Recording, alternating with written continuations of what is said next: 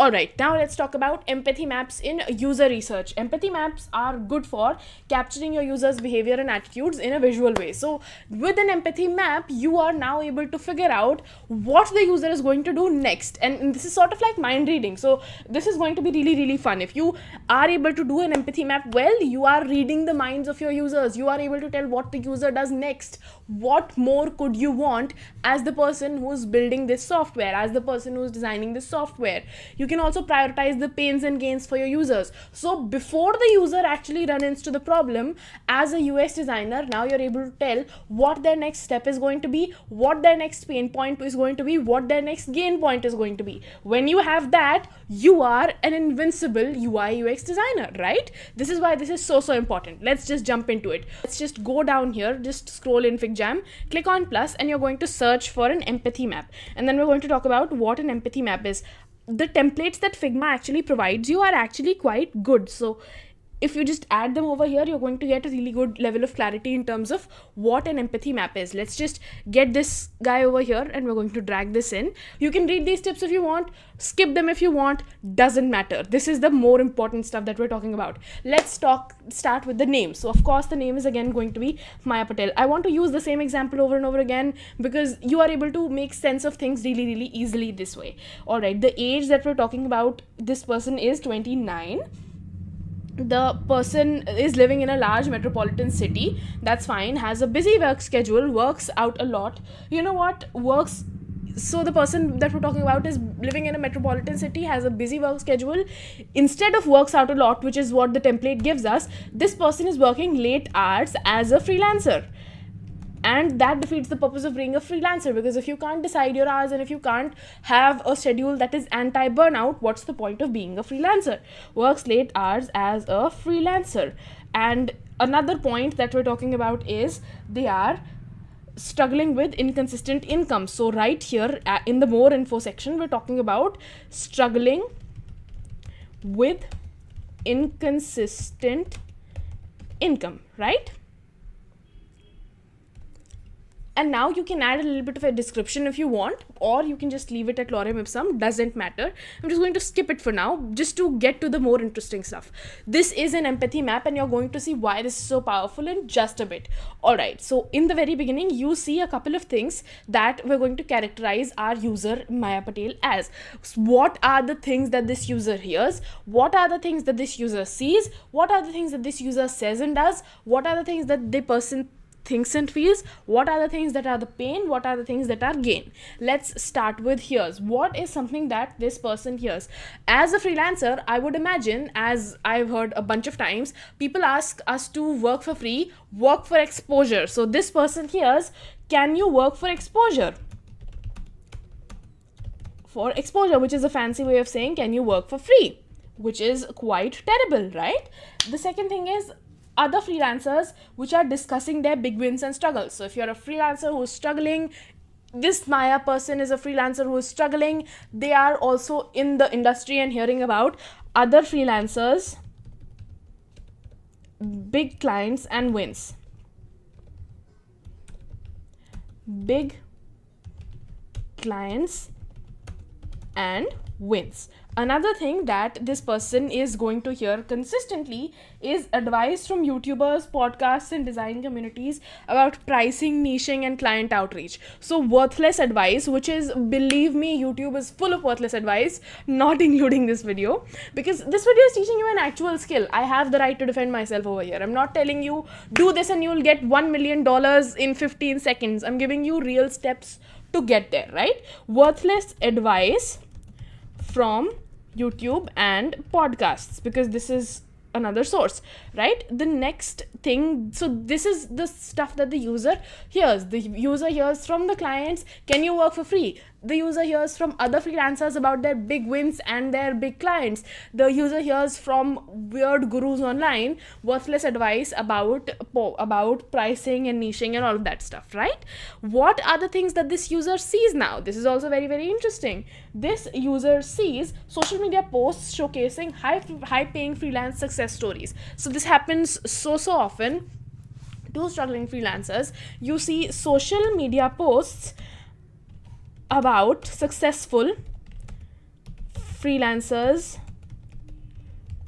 stories, right? So you're always hearing these stories of this person did this and within 5 months of being self-taught landed $10 million and stuff like that. So you're always hearing these larger than life, weird, big win, 1 in a billion sort of stories, and that is a huge factor that becomes really demotivating really, really quickly. By the way, if you want to get demotivated, I know I'm talking out of school, but just go to LinkedIn. It's really, really demotivating. But my LinkedIn recently has a lot of jokes, so that might lighten the mood a little bit, and also talks about UI UX design. So follow me there.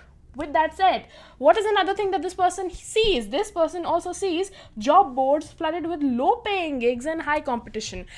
Raise your hand if you've been in the freelance industry and you've gone to Upwork and Fiverr and you've seen all of these huge job descriptions that are only paying $5, and you also have people from a different third world country, a place where the value of that skill isn't as high, bidding for lower than what the client has put down. So this is also a really, really common thing that happens. Job boards with low paying gigs and a race to the bottom. So this is basically a race of who can do it for the least amount of money, a race to the bottom. And these job boards are full of all of these things at any given moment. Another thing that the user sees is UI UX trends, which are constantly changing, requiring this person to stay updated. So as a UI UX designer, you always need to be updated with what's the new thing going on, right? So trends are ever changing, and sometimes you don't know what a trend is, or you know what a trend is and you don't have the clients to implement it on, right? So both of those things can put you in a bad position. What are the things that this person says and does? Now we've heard of all of the different bad things that this user hears. We've heard of all of the different bad things that the person sees. Now the question becomes, what are the things that this person says and does? This person says, I need to update my portfolio every single weekend, because every single weekend there's a new trend, every single weekend there's something new happening, and this person has still yet to land their great clients, right? So they feel the need to update their portfolio every week, which is actually really, really bad for you, because you're sort of burning yourself out every weekend. Another thing that this person says and does after the bad hearing and seeing stories is this person feels the need to regularly apply for gigs and respond to client inquiries, even ones that are bad. So regularly applying and replying to bad clients, people who are just giving you bad offers, the person who's deserting you, ghosting you, the person with whom obviously a person from the outside would say things are not going to work out with them, regularly. Alright, another thing that this person says and does is tests different pricing strategies and outreach methods. So this is more of what the person does. This person is always unsure of how to land the perfect client, how to get the perfect pricing. So they're always sort of struggling with getting the right pricing and getting the right system of pricing and outreach strategies, right? So sometimes they're cold emailing, sometimes they're going to a job board, none of which is working. Getting the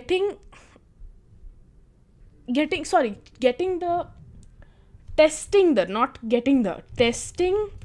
the weirdest pricing and outreach ways, and it still doesn't work. So it's still bad at this point. Next, we're talking about what this person thinks and feels. This is really, really important.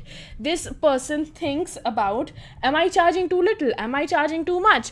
Uncertainty about pricing. What is another thing that this person thinks and feels? This person also thinks and feels excited when there is a good client, but stressed when projects pile up. So this person gets excited when they do get a good client with a client, but work overloads make them demotivated and make them feel burnt out. So that's also a very, very common problem, because quality of clients is not there, right? Another thing that this person thinks and feels is they're constantly worrying about the long-term sustainability of freelancing. So there's always the worry of long-term term sustainability of freelancing. This is also something that always happens. So these are the three things that this person is thinking and feeling. Let's also talk about the pain points. What are the pain points? One of the biggest pain points of freelancing for this unsuccessful freelancer at this point is inconsistent income. I just want to get this across as loud as I can. Inconsistent income kills so many people at this point. Another thing that is really, really weird is unpredictable workloads. 1 month you're absolutely bombarded with work, the other month you have nothing to do. Unpredictability of work. Another thing that is a pain point for this user is clients ghosting or underpaying. So ghosting, which is deserting, or underpaying clients. This is the 3 pain points. Let's also talk about the gain points. Another gain point that this user has is freedom to choose projects and set their own schedule. So now this person also has a gain point, which is freedom to choose their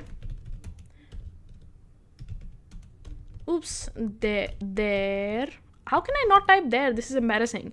Their projects.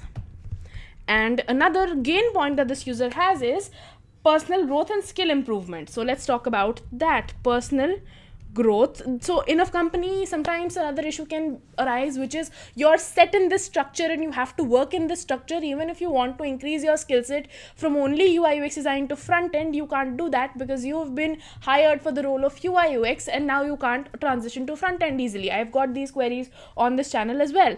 Personal growth is easier as a freelancer because you can automatically, instead of just saying I'm a UI UX designer, now you can say I'm also a front end designer, right? So personal growth and skill development is easy. Another thing that this user has as a gain point is the potential to scale freelance business to steady income source. So they can automatically now, without having any restrictions, any managers and stuff, they can scale business up, which is a good possibility. Business up without anyone holding them back. Good point, right? So with that, we have basically figured out through an empathy map the bad things that this person hears, which is, can you work for exposure? Other big client wins and gains this thing, so now you are a competitive loser compared to the freelancer. Worthless advice comes from podcasts and whatnot all the time. And then you also see, as this unsuccessful freelancer, the social media posts about other successful freelancers, job boards with low paying gigs and race to the bottom, trends which are ever changing. You also now say, I need to update my portfolio every weekend, which is not that good. Regularly applying and replying to bad clients, which is also not that good. Testing the weirdest pricing and outreach wage, which is also not very good and very reliable. What is something that this person thinks and feels? They are uncertain about the pricing. They're excited when they get a client, but overloaded and feel burnout when they get too much work. They also worry about the long-term sustainability of freelancing. Let's talk about the pain points. The pain points are inconsistent income. There are also unpredictability of work, ghosting and underpaying clients. Let's also talk about the gain points. Gain points are freedom to choose their own projects, personal growth and skill development, and that they can scale their business without anyone holding them back. They can work on their own schedule, right? With an empathy map, we've just talked about the different ways, and basically if you notice over here, you can just select any one of these, copy and paste them once again, and then change their text, and you have a lot of space here to do that as well. So you can add whatever you want to. The point is, you can add as many here and sees, says and does, think and feels sort of points.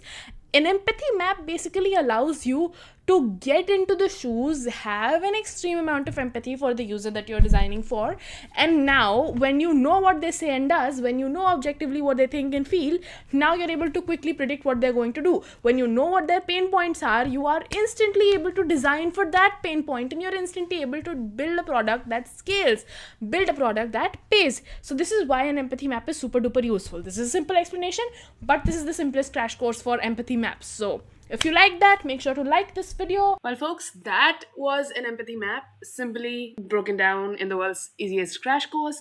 If you like that, you might also want to see the user personas, empathy and user journey map crash courses right here in this playlist, or you might also like the complete user research crash course right here. So just click on any video you'd want to watch, and I'll see you in the next one.